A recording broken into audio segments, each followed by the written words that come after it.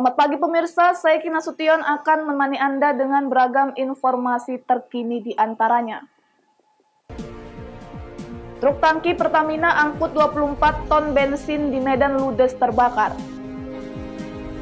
Polrestabes Medan musnahkan 67 kg sabu dan 10.000 pil ekstasi. Kesaksian korban selamat longsor perbukitan di Sibolga. Selain cuplikan berita tadi, kami juga akan menghadirkan beragam informasi lainnya. Pemirsa, kita jelang sumut hari ini pagi selengkapnya.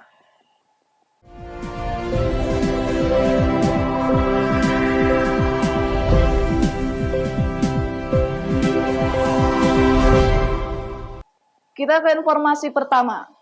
Pemirsa, diduga api berasal dari api rokok pekerja yang sedang menurunkan minyak tidak pada tempatnya atau ilegal. Kamis siang, truk tangki bahan bakar minyak milik Pertamina ludes terbakar. Akibat kejadian ini, 3 orang mengalami luka bakar dan 2 rumah warga rusak.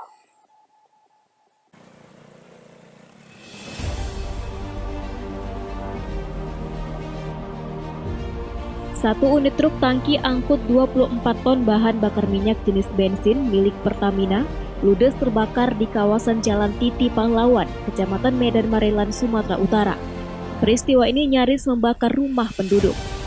Api berhasil dipadamkan 1,5 jam setelah 8 unit pemadam kebakaran dari Pos Belawan dibantu Pemko Medan berhasil memadamkan api yang telah merusak jaringan listrik dan juga merusak 2 unit rumah warga. Selain itu juga melukai 3 orang warga yang melintas. Salah satu warga mengatakan, api diduga berasal dari bara rokok pekerja yang sedang menurunkan minyak tidak pada tempatnya atau di lokasi ilegal. Mereka lagi menyiung minyak, tumpah, ada percikan api. Posisi minyak, posisi tangkinya bang, seperti apa bang? Mulai kayak mana bang? Posisi tangkinya lagi kencing itu bang? Lagi kencing. Ke motor mau dipindahkan berarti bang? Iya dipindahkan. Itu tangki apa pak? Tangki Pertamina. Pertamina. Tahu, tangki Pertamina bensin. Kini petugas kepolisian dari Polsek Medan Labuhan masih menyelidiki penyebab kebakaran. Wahyu Pratama melaporkan untuk Eva Rina TV.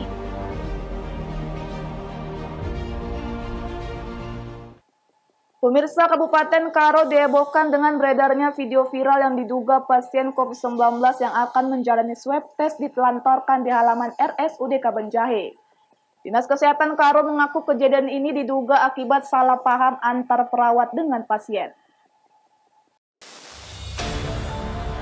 Inilah video viral yang diposting sebuah akun media sosial Facebook, yang dimana dalam video berdurasi 5 menit lebih ini, menjelaskan 8 pasien positif COVID-19 Karo yang hendak menjalankan swab test ketiga, namun tidak diperhatikan oleh Rumah Sakit Umum Daerah Kabanjahe sehingga harus menunggu tanpa pengawasan petugas medis rumah sakit.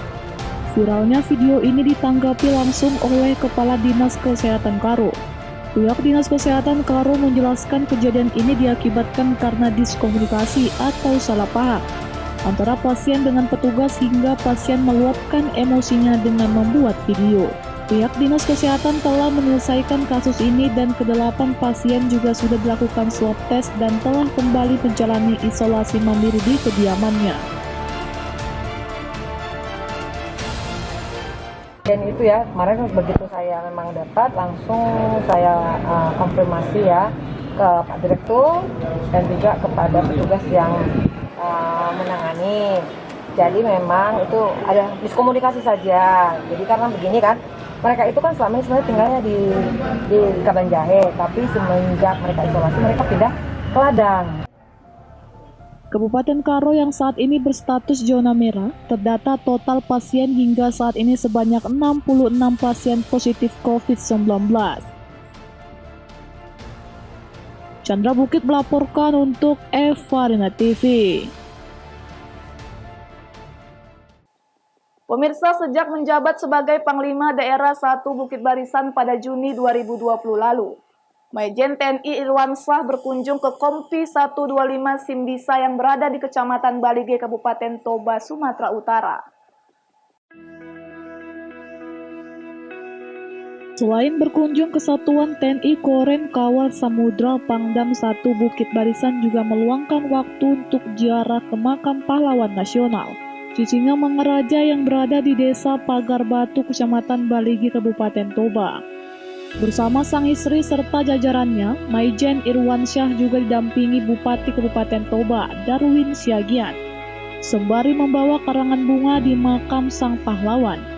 Pangdam juga turut menabur bunga di makam anak dan istri Raja Sisinga Mangaraja.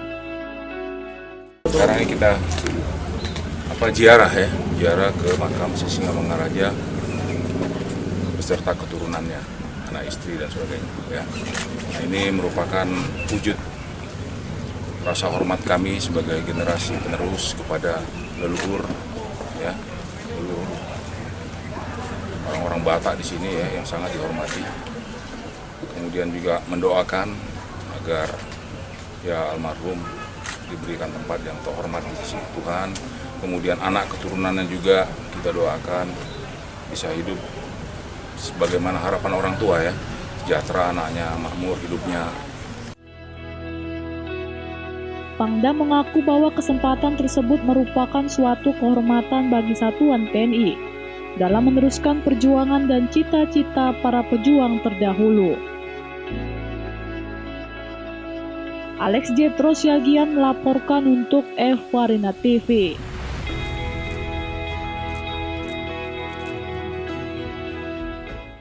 Sumut hari ini masih akan kembali sesaat lagi, tetaplah bersama kami.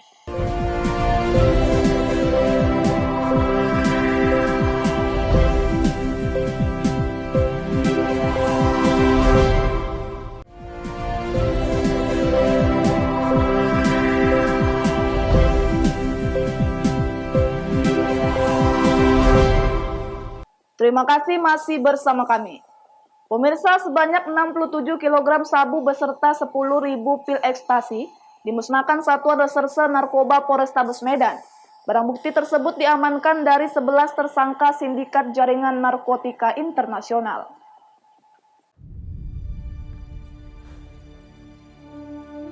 Satuan Reserse Narkoba Polrestabes Medan melakukan pemusnahan 67 kg narkotika jenis sabu yang sebelumnya disita dari 11 pelaku bagian dari sindikat narkoba jaringan internasional dalam sebulan terakhir. Selain sabu, 10.000 butir pil ekstasi juga ikut dimusnahkan. Sebelum dimusnahkan, seluruh barang bukti terlebih dahulu diuji keasliannya guna memastikan narkoba yang dimusnahkan merupakan narkoba asli. Pemusnahan sabu dan pil ekstasi ini dilakukan dengan cara direbus ke dalam air bersuhu di atas 100 derajat Celcius. Kapolres Tabes Medan Komisaris Besar Polisi Riko Sunarko mengatakan, dari salah satu kelompok pelaku yang ditangkap, tercatat sebelumnya mampu mengedarkan sabu seberat 30 kg dalam sehari di Kota Medan. Pihak kepolisian saat ini masih mengembangkan kasus ini untuk menangkap pelaku lainnya. 67 kg sabu-sabu, 10.000 butir ekstasi. Sitaan dari kapan, Pak? Sitaan kasus yang ditangani oleh Polsek Medan Baru, Polsek Kota Limbaru, Polsek Patumbak sama Sat Narkoba Polrestabes Medan. Untuk total tersangka ada berapa? Ada 11.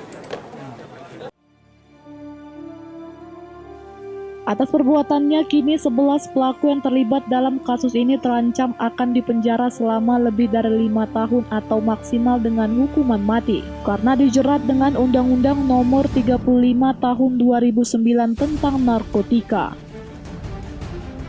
Wahyu Pratama melaporkan untuk F-Warina TV. Pemirsa, petugas kepolisian dari Satres Narkoba Polres Tanakaro berhasil menangkap 2 pengedar sabu. Keduanya terpaksa ditembak pada bagian kaki dikarenakan melawan petugas. Petugas kepolisian dari Satres Narkoba Polres Tanakaro berhasil menangkap 2 tersangka penyalahgunaan narkotika jenis sabu di Desa Nengbelawan, Kecamatan Simpang 4, Kabupaten Karo.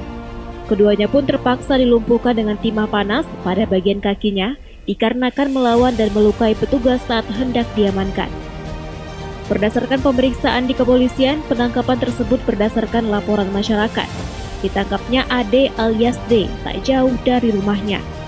Saat itu petugas melakukan penggeledahan dan menemukan barang bukti narkotika jenis sabu sebanyak 3 paket dengan berat 0,58 gram. Tidak sampai di situ, petugas melakukan pengembangan dan berdasarkan keterangan tersangka, barang haram tersebut didapat dari temannya.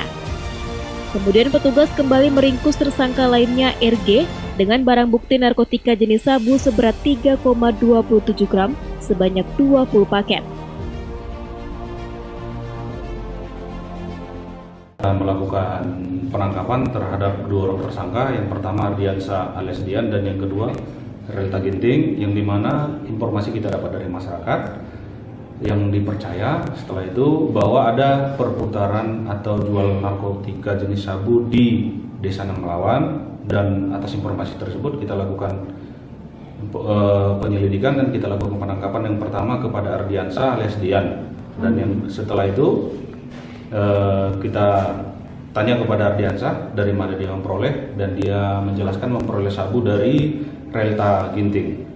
Kemudian kita lakukan penangkapan terhadap dua-duanya. Untuk barang bukti sendiri sebenarnya? Untuk barang bukti yang pertama dari Ardiansa ada kita sita 3 paket sabu dengan berat kotor 0,58 gram yang dia jual, sisa penjualan sabu.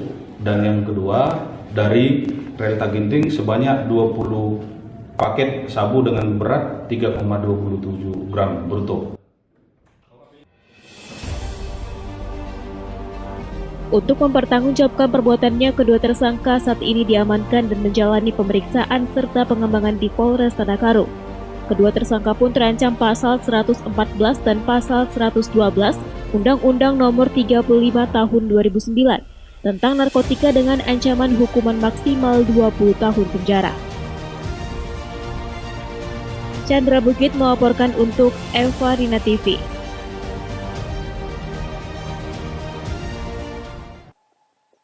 Kita beralih ke informasi lainnya.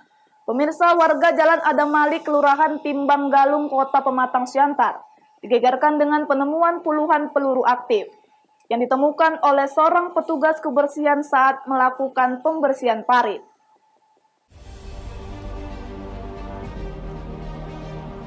Sebanyak 23 butir peluru aktif ditemukan salah seorang petugas kebersihan di kawasan Jalan Adam Malik, Kota Pematang Siantar. Penemuan peluru itu terjadi secara tidak sengaja oleh petugas kebersihan bernama Valensius Siahaan saat hendak membersihkan parit yang tersumbat di kawasan tersebut. Amunisi yang ditemukan Valensius menurut Kapolsek Siantar Barat, Ibtu Esron Siahaan, merupakan jenis peluru buatan pindad untuk senjata laras panjang jenis SS1.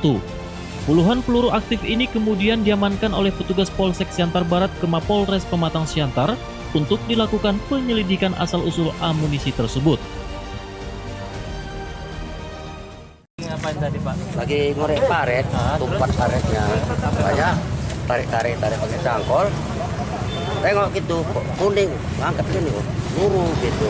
Pertama dapat yang sedikit, tarik lagi. Dia ada dibungkus plastik nggak, Pak? Enggak, kosong. Berserak gitu kan? Enggak, ada yang terikat ya, ada sarang. Tahunya itu peluru bagaimana? Kuning nampak, pegang gitu, lurus gitu. Bapak yakin tadi itu? Iya, tengok lagi ya gosok-gosok ini masih aktif, kita kan takut. Udahlah, kasih aja lah. Jo Ambarita melaporkan untuk Evarina TV.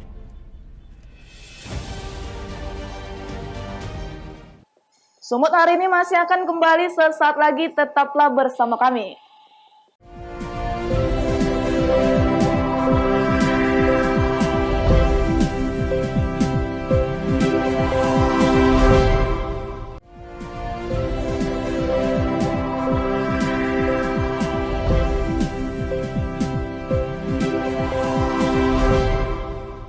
Terima kasih masih bersama kami. Pemirsa, satu orang penambang tanah yang selamat dari peristiwa longsornya perbukitan di Sibolga, Sumatera Utara, Selasa petang kemarin, memberikan kesaksian dari peristiwa yang mereka alami. Meski masih terlihat lemah dan trauma akan peristiwa longsornya perbukitan yang menewaskan 2 kerabatnya, Namun Hagarian Duru masih dapat menceritakan awal peristiwa yang nyaris merenggut nyawanya tersebut. Peristiwa longsornya perbukitan yang tengah mereka keruk tersebut bermula ketika ia dan dua kerabatnya yang tewas dalam kejadian itu tengah menggeruk tanah perbukitan pada bagian bawah. Namun sesaat kemudian, tiba-tiba saja tanah di bagian atas langsung longsor dan menimpa mereka bertiga tanpa sempat menyelamatkan diri. Beruntung dirinya terkubur tidak begitu dalam dan hanya mengalami luka di bagian kaki. Sementara kondisi berbeda justru dialami dua kerabatnya yang ikut menggeruk tanah perbukitan, yakni Joni Hulu dan Amelia Hulu. Keduanya lantas tertimbun material tanah perbukitan sangat dalam. Pas waktu menggali kakak seperti apa? Tiba-tiba tanahnya Kami berdiri. Heeh. Ini anakku ini mau kuangkat kan dia masih di kepalanya kan. Jatuh deh, kami sudah jatuh. Anakku ini kakaknya ini di samping sana, sempat lagi masih ditarik anakku pertama itu.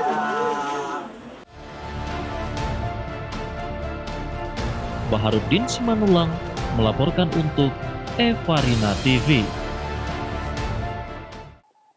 Pemirsa, pelaksanaan Tour de Singkarak atau TDS ke-12 batal dihelat pada 2020 karena pandemi COVID-19. Perhelatan internasional ini akan digelar kembali pada 2021 dengan melibatkan 3 provinsi di Sumatera.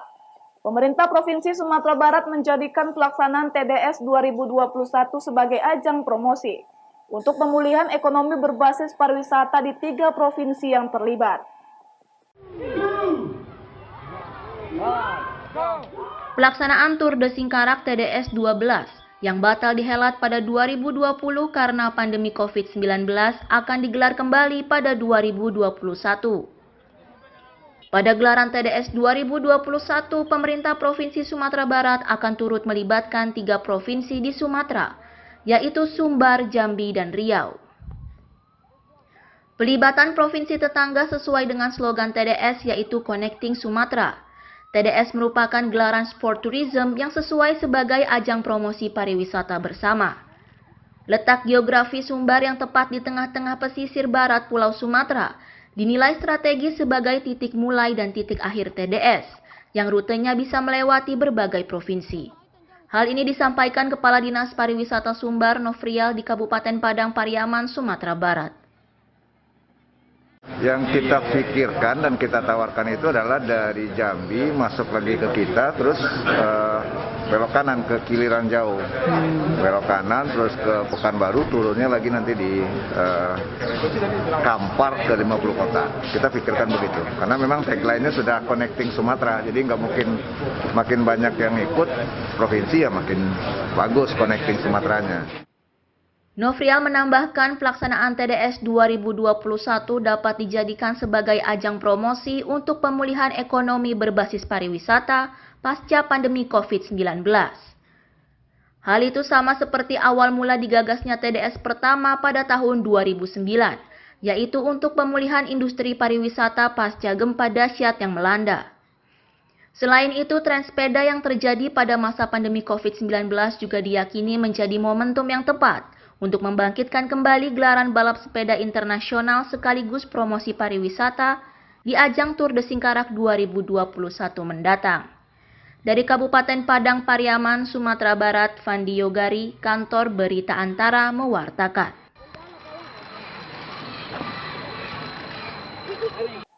Pemirsa, demikianlah rangkaian informasi dalam Sumut hari ini pagi ini. Saya Kina Sutian mewakili kerabat kerja yang bertugas pamit undur diri. Terima kasih atas kebersamaan Anda dan sampai jumpa.